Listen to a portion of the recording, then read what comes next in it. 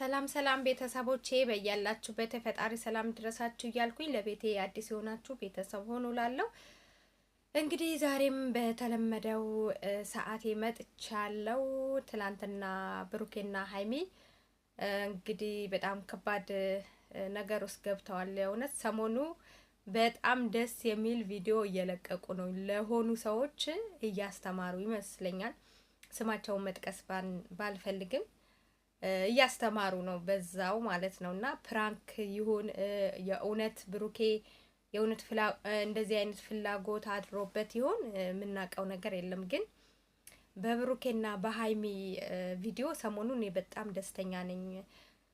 አንደኛ የሴትነት ክብር እያየን ነው። ሁለተኛ ደግሞ ወንዶች ስሜታዊ እንደሆኑ በቃ ስሜታቸው ከአቅማቸው በላይ እንደሆነ እያሳዩን ነው ያሉትና ያም ሆኖ ግን አንድ ሰው ወይ ወንዱ መረጋጋት እንዳለበት ወይ ሴቷ መረጋጋት እንዳለባት እያስተማሩን ነው። ምክንያቱም ሰሞኑ እያየነው ያለው ነገር በነ ሩታ በነ ሄርሜላ በነ አብርሽ እያየነው ያለው ነገር ለተመልካች በጣም ክብር የሌለው በጣም የወረደ ስራ እየሰሩ እንደሆነ ነው የሚታየን እነ አብርሃምና ሄርሜላ ማለት ነው። እና ሩታ ደግሞ እዚህ ጋር መሰበሯን ነው የሚያሳየው። አሁን ለምሳሌ ሃይሚ በቃ አሻፈረኝ አለች። በቃ ጠየቃት፣ የምታፈቅረው የሚያፈቅራት ወንድ ነው፣ ግን በቃ ገደብ ይኑረን እያለችው ነው። ቤተሰብ የሚባል ነገር አለ፣ ክብር የሚባል ነገር አለ። እና እንዳለችው አንዳንድ ኮሜንተሮች ፍቅረኛሽ አይደለም ወይ? ምን ችግር አለው አብራችሁ ብታድሩ? ግን እንዴት እንደዚህ ትላታላችሁ? እንዴትስ እንደዚህ አይነት ኮሜንት ጽፋላችሁ ማለት ነው? ማለት ሴት ልጅ ሆናችሁ እህት ይኖራችኋል፣ ራሳችሁም ሴት ናችሁ። እናንተ በሷ ቦታ ብትሆኑ ይሄን ታረጋላችሁ? እሺ እናንተ ቤተሰብ ወይ ክብር ሃይማኖት የሚባለው ነገር ላታውቁ ትችላላችሁ። ግን እቺ ልጅ እንደዚህ አይነት ጥያቄ ሲጠይቃት ለምሳሌ ሚዲያ ላይ ነው ያለችው፣ እሺ ብትለው አንደኛ ከቤተሰብ ፍቃድ አልተሰጠውም ይሄ ልጅ። ያው ጋሼ እንግዲህ ፍቃድ አልሰጡትም፣ አባቷም ቤተሰቦቿም ፍቃድ አልሰጡትም። ሄዶም ደግሞ እጅ ስሞ ልጃችሁ ብሎ አልጠየቀም። ስለዚህ ሴት ልጅ ደግሞ ክብር ያስፈልጋታል። እኔ ሁሌ እንደምለው ሴት ልጅ መከበር አለባት። አንደኛ በመጀመሪያ የሩታን ህይወት እያየነው ነው።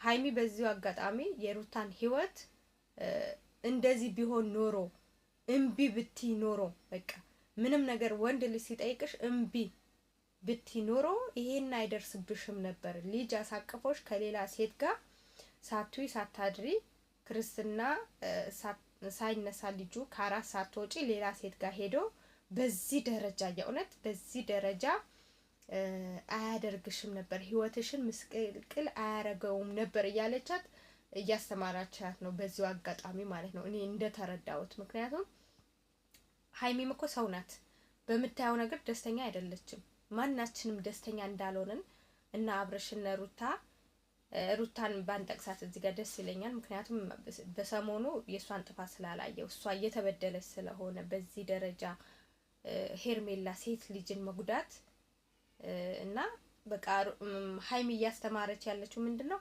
ሴት ልጅ ስላፈቀራት ስለወደዳት ብቻ የጠየቃትን ነገር እሺ ማለት የለባትም። አንዳንድ ነገሮች እምቢ የሚባሉ ነገሮች እንዳሉ እያስተማረች ነው።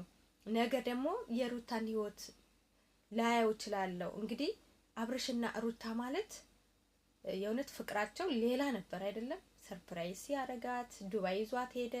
ዱባይ ላይ ነው ቀለበት ያረገላት። በቃ የትኛውም ባለ ሀብት በቃ ታዋቂ አርቲስቶች ፌመሶች እንደሚያደርጉት ነው እንግዲህ ዱባይ ላይ ነው ቀለበት ያረገላት ሁላና እንደዛ የነበሩ ፍቅረኛሞች ዛሬ ልጅ አሳቅፏት አራስ ሆና ቁስለኛ ናት። እንግዲህ ቁስላ ሳይደርቅ ነው ከሌላ ሴት ጋር ሸሼ ገዳም እያለ ጭራሽ ትላንትና አልጋ ላይ አብረው ተኝተው መጋረጃውን እንዲ ክድን አርጋ ስስመው ማለት ነው ሄርሜላና ሄርሜላ ስም ባልጠራውላ ደስ ይለኛል። ምክንያቱም በቃ እሷም ተመልካቹ በቃ እንትን አላት ከዜሮ አንስቶ እስከ 50,000 ያስገባት። እዚህ ጋር እኮ ይቅርታ ተመልካቹም 50,000 ተመልካች እያያት ነው ከዜሮ ሰብስክራይብ ተነስታ ማለት ነው። ስለዚህ ተመልካቹ ደግሞ ምን ማድረግ አለበት? ያው የሆነ ነገር ለሚፈጠረው ነገር ምን ይፈጠራል ብሎ በጉጉት ስለሚጠብቅ ያው ሁሉም ሰው ሰብስክራይብ ያደርጋታል። እና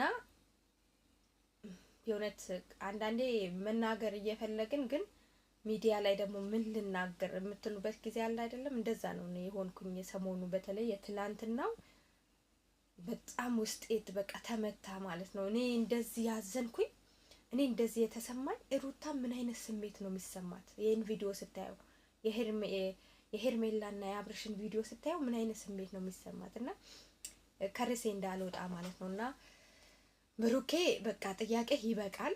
2 ቪዲዮዎችን ሰርታችኋል በዚህ ጉዳይ ላይ።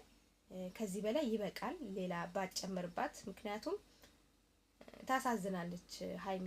የእውነት ፕራንክ ካልሆነ ማለት ነው። ፕራንክ ከሆነም ደግሞ ይበቃል። ምክንያቱም አንዳንድ የሆኑ ነገሮች ሲበዙ መስመር ይስታሉና ባለፈ እንደነበራችሁ በፍቅር አንድ ላይ መኖር ነው እንጂ መለያየት፣ ሁለት ደግሞ እንደዚህ አይነት ያልሆነ